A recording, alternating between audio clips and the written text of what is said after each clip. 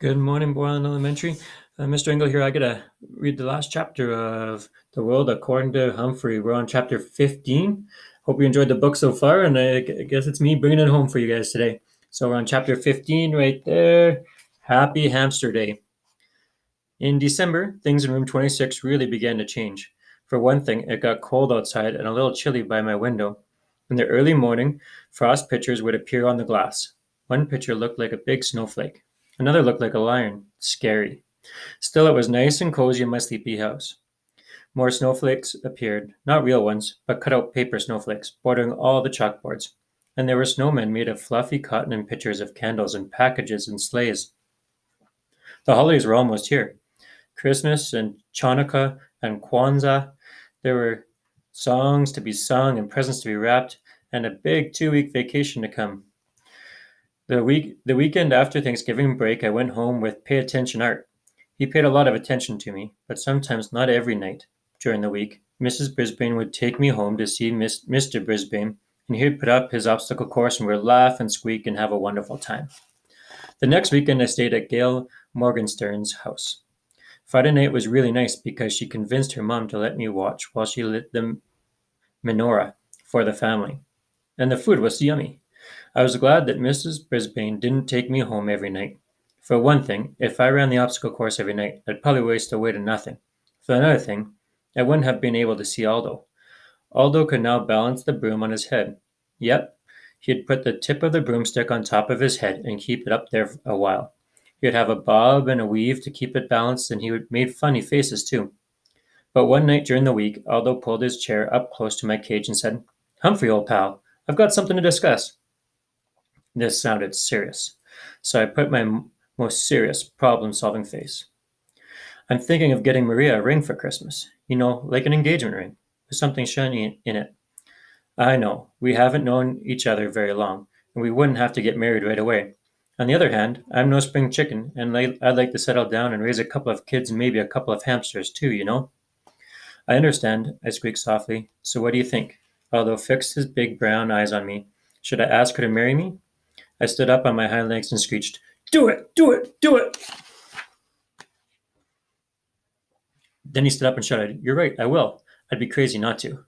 He raced out of the room so fast he forgot his cleaning cart. But then he returned for it. He yelled, "Thanks." Sometimes, most times, it pays to squeak up.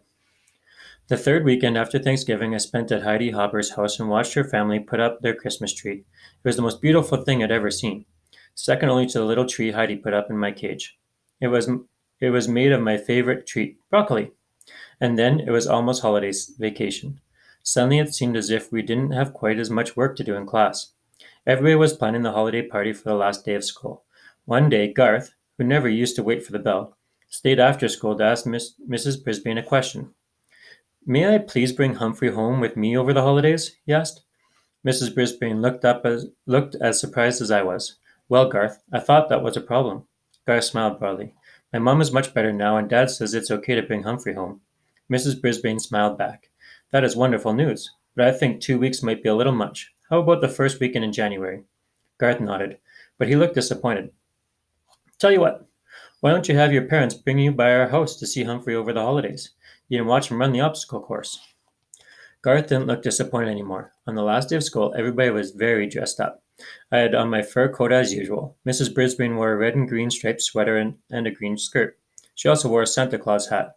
This was an entirely new Mrs. Brisbane, the dressing up Mrs. Brisbane. "Class, I have an important announcement. We're having a surprise visitor this morning before our party. So there'll be no vocabulary test today." After the cheers died down, Mrs. Brisbane went out in the hall and waved. A minute later, you'll never guess who entered the classroom. Mr. Bert Brisbane. He was wearing a Santa Claus hat, too. He looked a lot better now. No gray stubble or wrinkled pajamas. On his lap, he had a large box. Mrs. Brisbane introduced him to the class, and they all applauded. Then he told them that his surprise was actually for me, me, me. First, he pulled out something like my cage, only bigger. "This is my gift to Humphrey. This extension attaches to his cage and makes it bigger. Now you're all going to help me build Humphrey his holiday present, his very own playground." The kids squealed and giggled and clapped, and I couldn't hold back a big squeal of my own. I couldn't keep my homey cage with its lock that doesn't lock, but I'd also have my own park to play in. Mr. Brisbane gathered my classmates around the big table and explained his plans. Mrs. Brisbane unloaded the pieces. First, there was a seesaw, then a tree branch to swing from, a big jungle gym, and two ladders. One to climb and one to walk across like a bridge. My, my, my. Sayo held me while the other kids worked on my cage. She patted me gently and murmured comforting words. Meanwhile, Mr. Brisbane patiently instructed the children as they arranged the pieces. He even made sure everyone got a turn. Then Mr. Morales dropped by to see how things were going. He was wearing a tie that had little Christmas lights that really lit up. He and Mrs. Brisbane stood behind the children, watching as my playground took shape. Looks like Bert should be a teacher too, the principal told Mrs. Brisbane. He already is, I heard Mrs. Brisbane respond. He just started teaching arts and crafts to seniors and kids at the community center. So he's made a new start, said the principal. Thanks to Humphrey. I believe those words were the best present I could ever have. Guess what I got my kids for Christmas? The principal asked. A hamster. Maybe it's a present for me as well. I think my papa will enjoy it too. When Saya put me back in my cage, everyone watched as I raced to my new playground, climbed the jungle gym, made a leap to the tree branch, and jumped over to the seesaw. Now I could have recess anytime I wanted. Whoopee! Just then, the room mothers arrived with cupcakes and juice. While they passed the food out, Saya and Miranda slipped quietly out of the room. A little while later, Mrs. Brisbane announced that she had another surprise, gifts for the class. The door opened and in came Miranda and Saya, wearing red dresses trimmed in white fur. Not real fur like mine, and white fur hats. They each had a basket filled with small presents, and they danced around the room singing a song about the wonders of winter while they passed the gifts out. When the kids opened their cages, they each found a keychain with a small furry toy hamster attached. The hamsters came in all colors. Red, green, purple, gold, silver. Nice. The room mothers presented Mrs. Brisbane with a gift, a pair of red earrings, which she put on right away. I already thought it was a perfect day, but it wasn't really quite perfect until Mr. Morales peeked out into the hall and announced that he had a big surprise. I wasn't sure we could stand many more surprises. And then she walked in. The biggest surprise I could imagine. Miss Mac was back. She was wearing a long flowered skirt and a bright red blouse, and she had a butterfly in her hair. Not a real one, of course.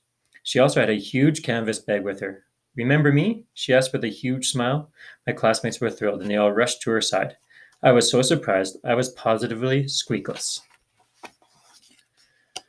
Mrs. Brisbane made everyone sit down again and asked Miss Mac, of course, she insisted on calling her Miss McNamara, about her travels. Miss Mac told us about the rainforest and teaching in a school in Brazil. Then she opened her big bag and took out a stack of holiday cards. Her Brazilian students had made a card for each child in room 26. While my classmates were sharing their cards with one another, Miss Mac came over to see me at last. Well, I can see by your cage that you've done very well for yourself, she said with a smile. And here I thought you'd be pining away for me. I have, I squeaked. She reached into her big bag, and I have a present for you, but don't tell anyone.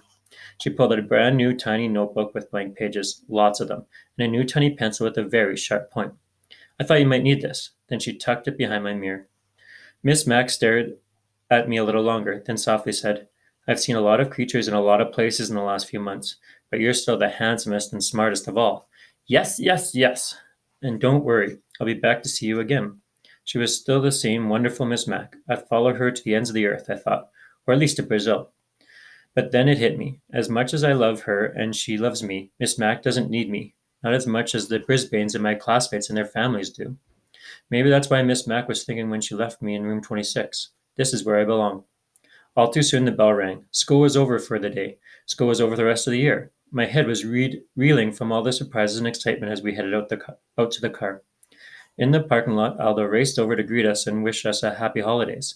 We had come to pick Richie up. I hope you have a very happy holiday too, Miss Brisbane told Aldo. Aldo grinned until his huge mustache shook like Santa's tummy. I'm sure I will. You see, I just got engaged. I'm going to get married. Yahoo! I squeaked with delight. Aldo leaned toward me. Thanks, my friend. That night, at the Brisbane's house, there was one more surprise. The doorbell rang and a very tall and good-looking young man appeared. He was wearing a Santa Claus hat, but he wasn't Santa. He was Jason, the Brisbane's son. He had come all the way from Tokyo to surprise his parents. They were so happy to see him. They both cried just a little. I almost cried too. Soon the house was filled with friends and neighbors, and Mrs. Brisbane played piano while everyone sang carols and drank hot cider.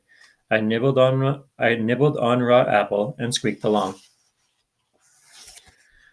Later that night, when the house was quiet, I thought about all I'd done in the months since I had left Pedorama.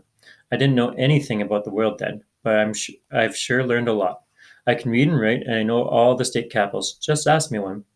I learned you should never, ever turn your back on a dog, and that it's a good idea to turn off the TV once in a while. I find our kids have problems, and so do teachers and principals. Sometimes all people need a little encouragement. Most of all, I learned that one small hamster really can make a big difference. I decided to write down some of the things I've learned from my adventures, but there was just one more line left in my notebook, so I thought, and then I scribbled down exactly what I was feeling deep in my hamster heart. Joy, joy, joy to the whole wide world, and that includes you. Signed, Humphrey. That's it for chapter 15. We hope you enjoyed the world according to Humphrey, and look forward this week to another great project to finish off the book. Have a great Easter break that's coming up.